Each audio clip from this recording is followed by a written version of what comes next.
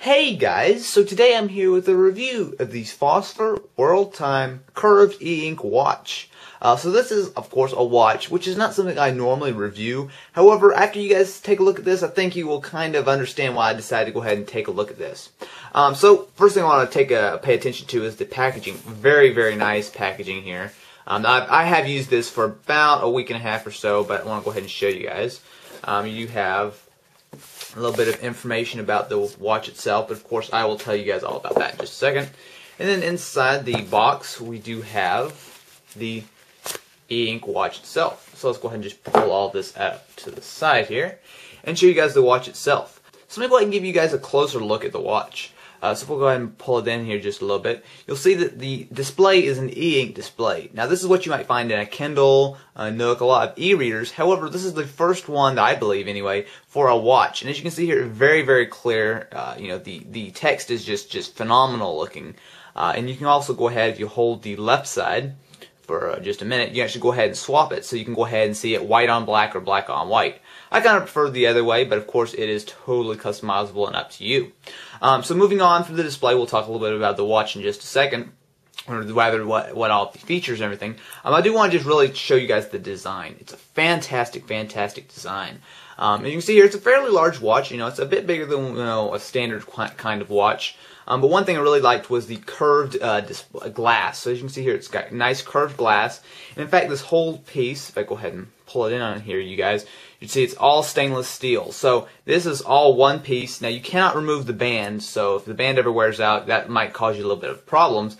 However, the watch itself is excellent. I mean, just really secure and sturdy. Of course, you don't want to get this scratched up. But it's built very, very solidly. You can drop this probably no problem at all. I think it's very, very well constructed. Okay, so let me go ahead and show you some of the modes. Now the way to do this is very simple. This button right here is actually two-piece. So technically it's two buttons. You press on the left side as I showed you before, and it would change the screen. And then you go ahead and press on the right side, which we'll go ahead and do right now. And it will change the different modes. So I'm going to go ahead and just show you guys a few of the modes. So right here you can see that this is just the same time, just your standard local time, just in smaller format. Press it again, you'll see that we can go ahead and pick world time. So what this is about, obviously, since this is really based on being world time for a traveler, is you actually go ahead and pick out different cities and actually go ahead and see what time it is there. So for example, if I'm traveling to London, I can go ahead and take a look at my watch, see that it's 6:54, which is definitely very handy. Now the next mode is going to be a hybrid, so we actually go ahead, this is my local time right now, and then this is London time. So I actually go ahead and take a look and see, maybe for example, if I was going into London, I'd go ahead and see what time it is back home. So that's definitely a very useful little feature. Now continuing on is the calendar mode. Now, to be honest, I didn't find a whole lot of utility for this one. This was a little bit busier than some of the other ones. Of course, you can go ahead and pick out the date and the time and the day and everything. But again, like I said, really didn't find too much utility in this one. And for me, generally, I mostly just left it on that, just because it's so very simple and very clean. Now, one thing I really have to talk about is whether it's worth it. Now, obviously, that's a huge thing in all of my reviews.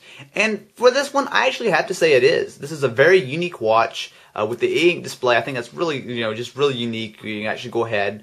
In practice, it's not, it's not amazing. It's not going to be, life-changing or anything like that. But you'll find, I can go ahead and just pull it in very close. You'll see it is a very, very clear screen, which is something I really did appreciate.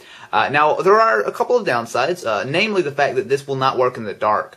Due to the limitations of an e-ink display, if you're in the dark, in the middle of the night, whatever, you want to check your watch, you're not going to be able to do it unless you have at least some light. So, definitely something to keep in mind.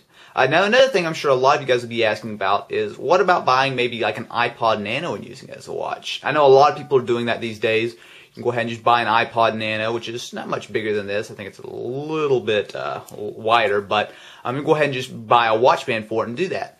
Now, obviously, that's going to have some advantages over this, but one of the major things that I have a problem with is the battery life.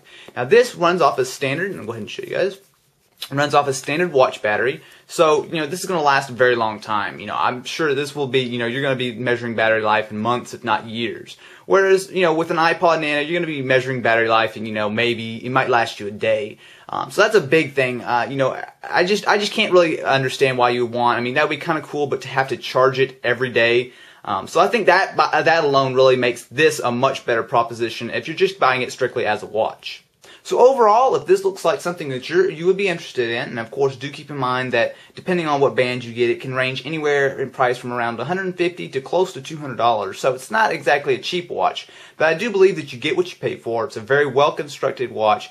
Definitely something that you'll get a lot of people asking you about. I definitely did. So if you guys are interested in it, go ahead and check out the description for more information. I would definitely like to give a big thanks to Phosphor for going ahead and sending this out to me for free to review. So anyway, guys, thanks for watching.